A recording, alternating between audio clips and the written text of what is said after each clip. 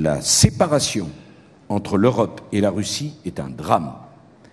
Que les Américains la souhaitent, et Bruno a raison, c'est leur droit et c'est leur problème. Mais les intérêts des Américains et des Russes, ce n'est pas les intérêts de l'Europe et de la Russie. Nous ne voulons pas de la résurgence d'une guerre froide entre l'Europe et la Russie. La solution, me semble-t-il, elle repose sur 3 principes. La Crimée choisit la Russie.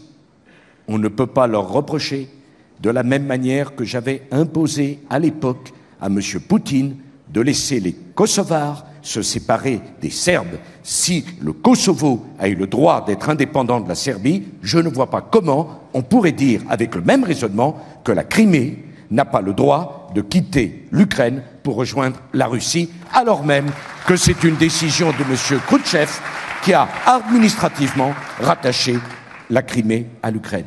Deuxièmement, l'Ukraine a 42 millions d'habitants, il y a un tiers de russophones, au moins une dizaine de millions de russophones.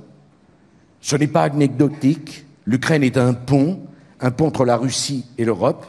Il faut certainement trouver les moyens d'une force d'interposition pour protéger les russophones d'Ukraine tant que la situation ne s'est pas calmée. Et troisièmement, ayons le courage de le dire, ça a toujours été ma position, l'Ukraine doit garder sa vocation de pont entre l'Europe et la Russie. L'Ukraine n'a pas vocation à rentrer dans l'Union européenne et dans l'OTAN.